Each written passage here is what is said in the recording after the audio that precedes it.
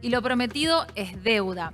Hace un rato hablábamos de qué significa esto de los cuerpos hegemónicos. Toda esta construcción social que hay con tener determinado cuerpo, tanto para el hombre como para la mujer.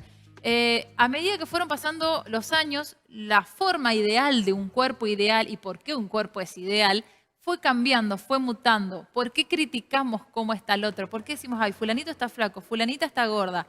¿Por qué hacemos esto? ¿Por qué nos duele tanto esto?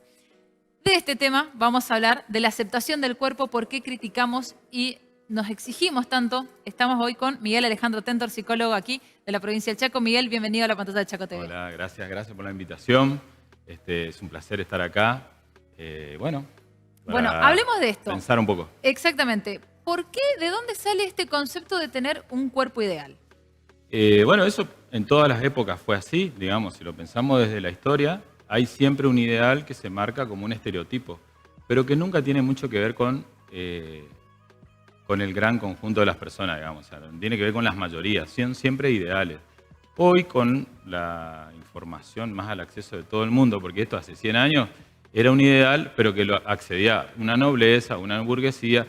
La mayoría de las personas no estaba pendiente de ese ideal de cuerpo, digamos, ¿no? Claro. Sí impactaba de alguna manera para una elección de pareja, por ejemplo. Aunque tenemos que saber que también en la pareja, antes nunca se elegía mucho, digamos, ¿no? Claro. Esto empezó un poco con la liberación de la mujer y con la capacidad de poder independizarse y de elegir con quién quiere casarse, digamos. Antes más el matrimonio era una empresa. Claro. En la mayoría de las personas. Y donde los padres también intervenían mucho. Totalmente. No, o sea, no había decisión de parte de las personas, mucho menos de parte de las mujeres. Claro. Entonces, los padres decidían, por un lado, quién proveía, en el caso del varón, y quién aseguraba descendencia. En la nobleza por las cuestiones de sangre y en la plebe porque era fuerza de trabajo, digamos. O sea, el proletariado es eso, fuerza de trabajo, y era un capital. Claro. Entonces, eso siempre estuvo siempre marcado, digamos, y las preferencias sexuales siempre iban, las preferencias en cuanto a un ideal imaginario, porque no es un ideal, digamos, sino claro, un ideal imaginario de cuerpo, siempre fue cambiando. Desde los griegos a esta parte, siempre fue cambiando, y de una cultura a otra, los ideales también cambian, porque, por ejemplo, hay en Asia donde el ideal de belleza en una mujer, por ejemplo, es el cuello más largo, claro, digamos, ¿no?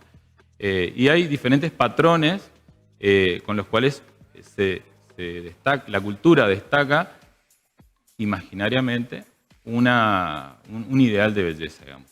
Eso nos genera presión. Claro. Y eso te quería preguntar también. ¿Por qué criticamos y por qué nos duele tanto que a nosotros nos critiquen cuando nosotros también hacemos esto? Bien. Ahí se pone en juego algo muy primitivo. O sea, tenemos varios niveles de análisis, porque sí, este tema manifiesta lo complejo que es lo humano, sí, digamos, ¿no? Pero varios niveles de análisis.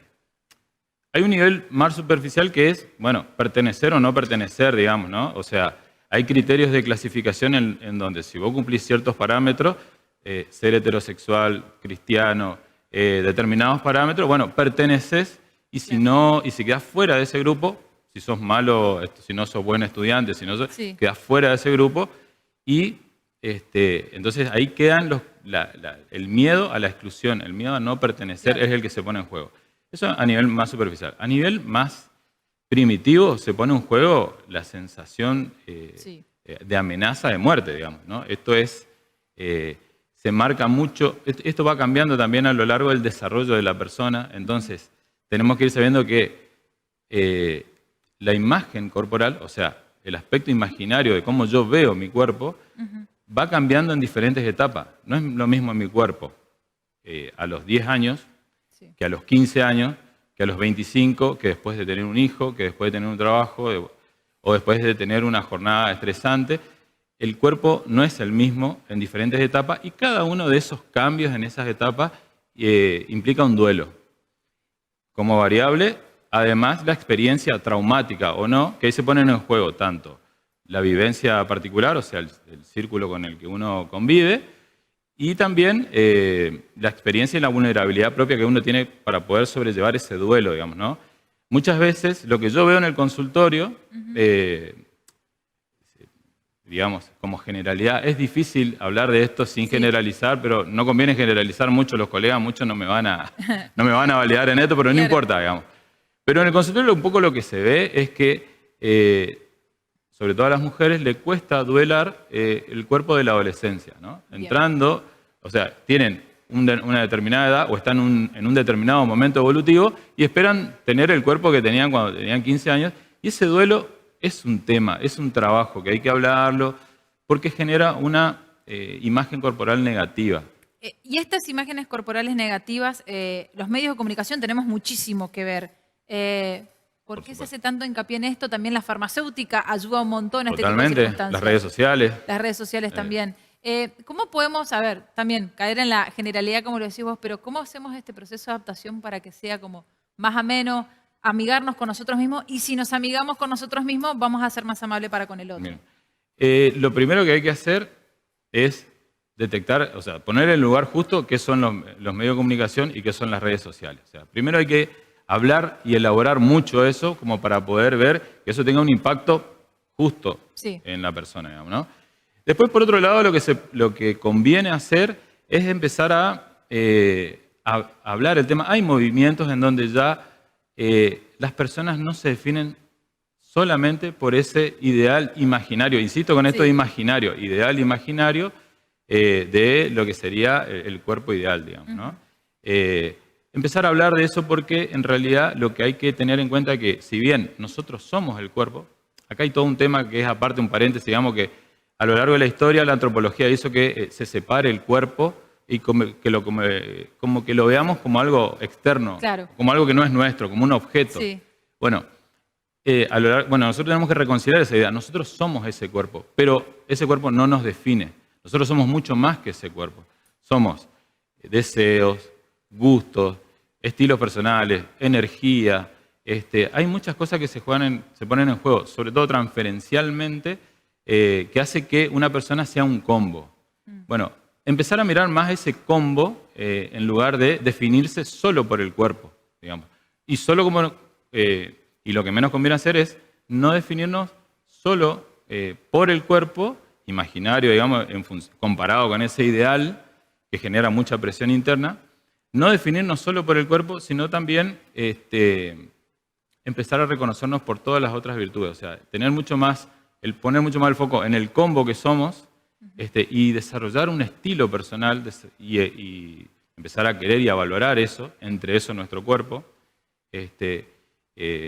Y eso me parece a mí que es lo que podría allanar, en el caso de que no haya una cuestión traumática, digamos, ¿no?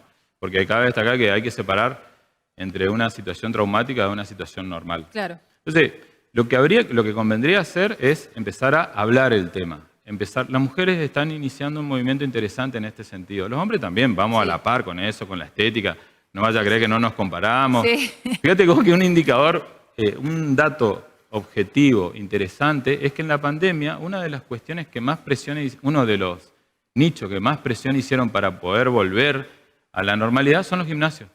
Claro. O sea, el cuerpo es un tema en la sociedad, estamos atravesados, estamos con una presión cultural con respecto a eso y tenemos que tener la capacidad de leer entre líneas, tenemos que tener la capacidad de que eso debe estar asociado a una cuestión de salud, no a una cuestión estética exclusivamente. Claro. Porque también nosotros somos el cuerpo, o sea, si bien no somos solo el cuerpo, somos nuestro cuerpo, y eso habla de nuestros hábitos, de nuestra